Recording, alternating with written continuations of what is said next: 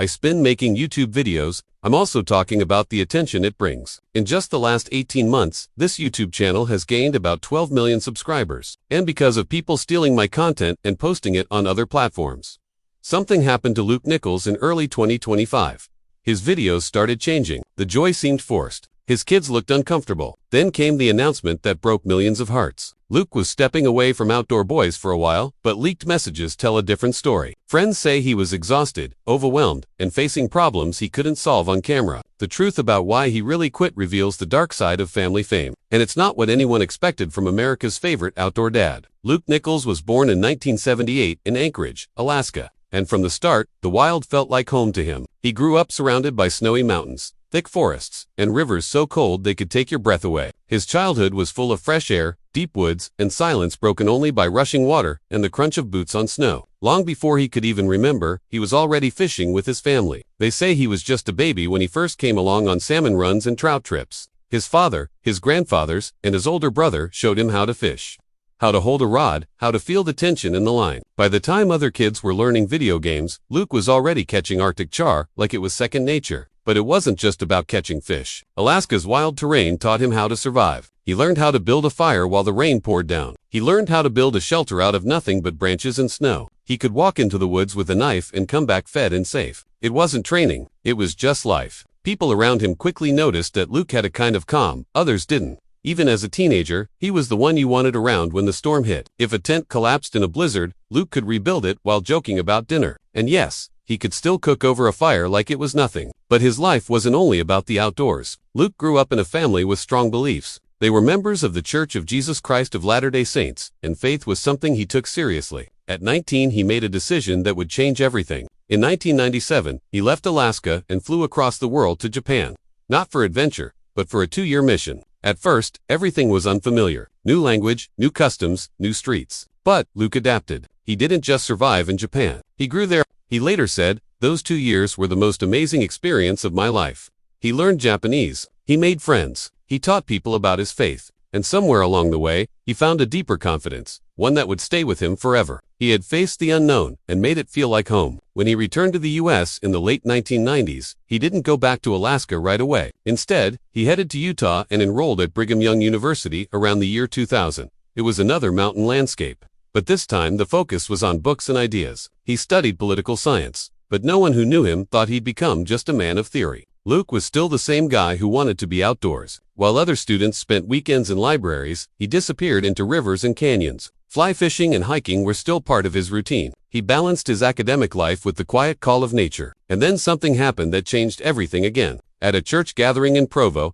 he met Rebecca. She was smart, focused, and just as rooted in faith as he was. Their connection wasn't loud, but it was real. They talked about ideas, about life, about what mattered. And Luke, with all his stories and scars from the wilderness, finally met someone who saw not just the wild man, but the soul behind it. Rebecca had dreams of her own, and she would later go on to build a powerful career. But in those early days, she and Luke were just 2 students trying to find their place in the world. As their bond grew deeper, it became clear they were meant to walk that path together. By the early 2000s, Luke had finished his degree. Not long after, he and Rebecca got married and started building a life that would one day include family, business, and adventures shared with millions.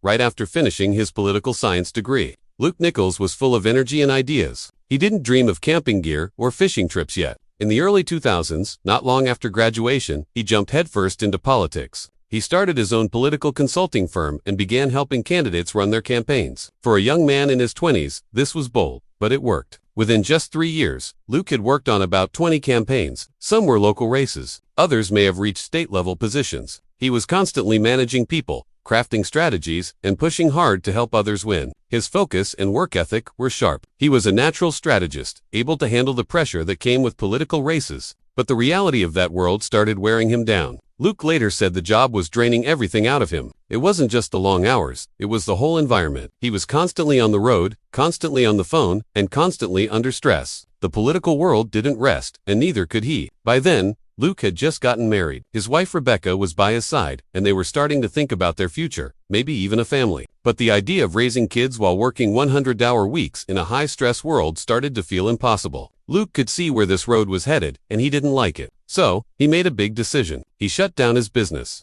After spending 3 grueling years fighting political battles and winning campaigns, Luke Nichols walked away. It wasn't failure, it was clarity. He realized his values didn't match the lifestyle politics demanded. He chose his marriage and his future family over fame and fast-paced success. Around the mid-2000s, Luke and Rebecca packed up their lives in Utah and moved to Virginia. It was a fresh start, and it wasn't random. Luke had made up his mind. He would go back to school and study law. He wasn't giving up on making a difference. He just needed a better path to do it, one that wouldn't cost him his peace or the people he loved. When Luke Nichols moved to Virginia around 2005, it wasn't just about school. It was a fresh start. He enrolled at George Mason University's School of Law, which later became known as the Anton Scalia Law School. Over the next 3 years, he threw himself into studying the law, focusing especially on criminal law. The school was right outside Washington, D.C., placing Luke near the heart of legal action. And that gave him the perfect place to grow and sharpen his skills. By 2008, he had earned his Juris Doctor degree. It was a big moment. With a law degree in hand, Luke didn't waste any time. He passed a bar exam and quickly started his own law practice. He and his wife Rebecca decided to stay in Northern Virginia, close to the capital, but far enough to have some peace. Luke focused on criminal defense and became an expert in traffic law. His days were filled with cases involving speeding tickets, DUIs,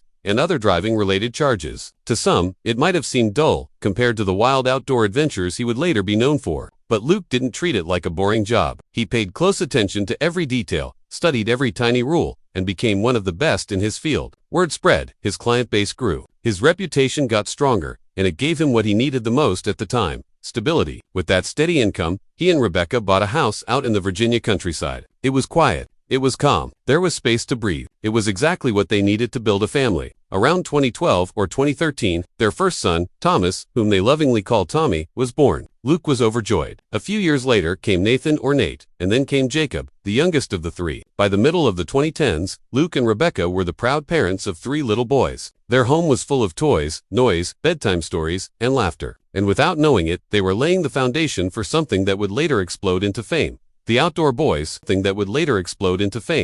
Outdoor Boys. Luke's days were full. He was a respected attorney, showing up in court in a suit, defending his clients with confidence. But when he came home, everything changed. He became a different man, a dad who changed diapers, a father who told silly stories and took his boys on little fishing trips. The home they had bought gave the kids a safe place to run around, dig in the dirt, and discover the world. And Rebecca wasn't just building a home, she was building a powerful career of her own. She would later become the Director of Education at the American Statistical Association, a respected and important role in Washington, D.C.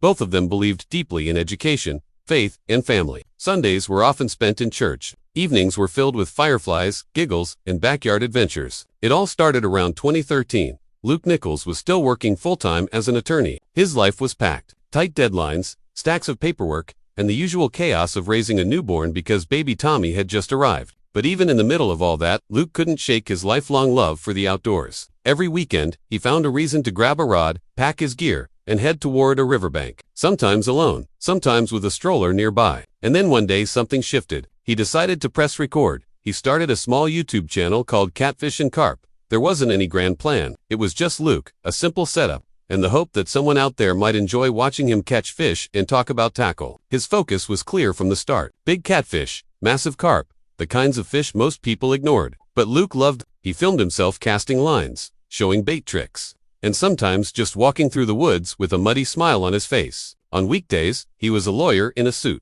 But online, he was just a guy in rubber boots, standing in the water and laughing when a fish stole his bait. The audience came slowly, but it came not because of fancy cameras or slick editing, but because Luke felt real. His hands were dirty, his advice was useful, and his stories felt like something your neighbor might tell you over a fence. People noticed, and within just a few years, Catfish and Carp crossed 100,000 subscribers. YouTube mailed him the silver play button, and that was the moment when Luke realized something bigger might be happening. But as time went on, Luke also noticed the channel wasn't growing like it used to. Fishing was fun, it was a passion, but it was also a narrow slice of YouTube. By the middle of the 2010s, growth had slowed, and Luke was thinking about more than just fish. His 2 sons, Tommy and Nate, were growing fast. They were big enough to follow him around now. Tiny boots, kicking up dirt, chasing frogs, and climbing rocks. And Luke had another idea. He started wondering, what if the channel wasn't just about fishing? What if it was about family? What if it was about adventures, laughs, and kids learning how to roast marshmallows over a real fire? So on May 5, 2015, Luke and his wife Rebecca launched a second YouTube channel. They called it Outdoor Boys. That first video didn't have anything fancy. No dramatic intro, no big promises.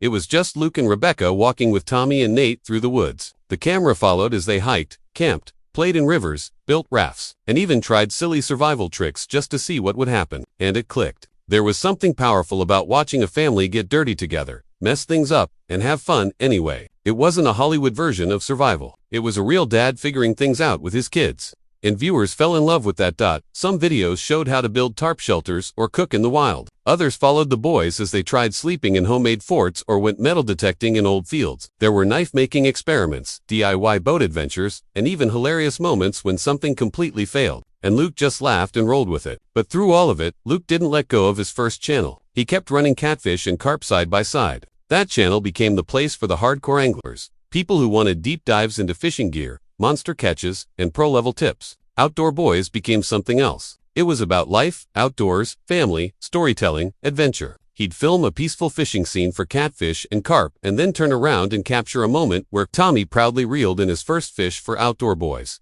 One video might be about tying a perfect rig. The next one might show Nate giggling while learning how to skip stones. Each channel had its own rhythm. One was technique, the other was heart. By the end of 2015, the decision to start Outdoor Boys was already paying off. The subscriber count shot into the hundreds of thousands. People all over the world were watching toddlers learn how to build fires or fall in love with the wilderness for the first time. It wasn't about perfect production. Luke still used a GoPro or whatever camera he had. Rebecca sometimes held the shot while balancing a kid on one hip, but none of that mattered. If anything, it made it feel more real. By now, Catfish and Carp had grown to over 1.1 million subscribers, and Outdoor Boys was catching up fast. Luke had created something rare, a digital space where families could see themselves, laugh together, and maybe even get inspired to step outside. By 2017, that quiet hobby had grown into something massive. Outdoor Boys was blowing up on YouTube. Luke's calm voice and warm personality pulled people in. And soon, the entire Nichols family became familiar faces to millions of viewers. 1 million subscribers came faster than anyone expected. That golden play button wasn't just a number. It was proof that something magical was happening. People couldn't get enough. Whether it was Luke building an igloo with his kids in a winter storm or trying to make fire with sticks while the boys cheered him on, the channel had a charm that made you smile. It taught you something without ever feeling like a lesson. And Luke was evolving, too. His short clips turned into long, carefully told stories. Some episodes were 30 minutes, others stretched past an hour. You'd see him canoe through remote Canadian lakes or build an entire log cabin using nothing but hand tools. It wasn't just about what they built or where they went. It was the feeling, the struggle, the way Luke didn't hide the hard parts. Storms would blow away their progress. Injuries would slow them down. But he kept filming. He kept going. By the end of 2020, something big changed. Luke had been a lawyer for nearly 10 years. But now, YouTube was earning more than his law practice ever did. That year, he made a bold choice. He left the courtroom behind and made content creation his full-time job. He stayed licensed just in case, but it was clear his heart belonged in the wild. He later said it simply. Traveling and fishing had become bigger than his law career. He traded in his suit for camping boots, and he never looked back. Once he committed fully, everything grew. The videos became more ambitious. The adventures got wilder. The boys got older and braver. One winter, Luke and little Nate built a snow shelter and slept inside with nothing but a candle. Another time, he and Tommy survived on a desert island eating coconuts and fishing for their meals. It wasn't pretend. It was raw and real. They were out there for days. They didn't stay local either. They went back to Alaska, where Luke had grown up camping deep in the wilderness, where bears and moose roamed freely. In early 2024, Luke Snow machined 120 miles through the frozen wild just to reach a remote off-grid property he had recently bought. For 4 days, they hunted game birds, explored frozen rivers, followed dog sled trails, and fished through the ice. He even joked that they might not make it back without a bush plane, but he was grinning when he said it. That was the point. It was risky. It was real. Luke also loved building things. He filmed huge DIY projects with the boys, like cutting down trees and notching logs to build a real log cabin. He hurt himself halfway through that one. But even then, he kept filming, showing how he worked through the pain and kept the homestead project alive. That story didn't just show muscles, it showed heart. They didn't stay in America either. Luke took the whole family to Australia. There, the boys learned to throw boomerangs and saw animals they'd only read about before. In one jaw-dropping moment, Tommy waded near a crocodile in shallow water while Luke filmed from just a few feet away. It ended safely, but viewers held their breath as they watched it unfold. That clip became famous and fans never forgot it. As time passed, the channel became more than just a survival guide or family vlog. It became a symbol. People didn't just tune in for the adventures, they came to feel something. Families watched it together. Parents saw how Luke involved his sons. Kids saw what nature looked like without filters. And everyone learned something. Whether it was how to catch fish with a handmade trap, how to bake a pizza over a fire, or how to make memories that last. Luke showed it all in a way that made you want to try. By the end of 2023, Outdoor Boys wasn't just popular, it was everywhere. Clips from their videos went viral on TikTok. The hashtag Outdoor Boys appeared on thousands of videos, racking up tens of millions of views. Even people who didn't know the full episode started recognizing Luke, the skinny guy with glasses who made wilderness look fun and family-friendly. And then came the surge. In late 2023, the channel had around 6 million subscribers. By May 2025, that number had exploded to 15.3 million. That meant 9 million new fans in just over a year. Few channels in YouTube's history had grown like that. The Outdoor Boys library had over 500 videos at that point, and fans were binge-watching everything. One single video reached 14 million views and was estimated to earn somewhere between $100,000 and $500,000 by itself. The channel became a business. 2. Sponsorships, merchandise, side projects. It all added up. Outdoor Boys as a brand was valued around $4.5 million. Luke's personal net worth was estimated at around $9 million, but that never seemed to be what mattered to him. Every time he spoke to his viewers, you could tell what he really cared about. His family, his faith, his happiness. But Luke Nichols didn't leave YouTube because he had to. He walked away while he was on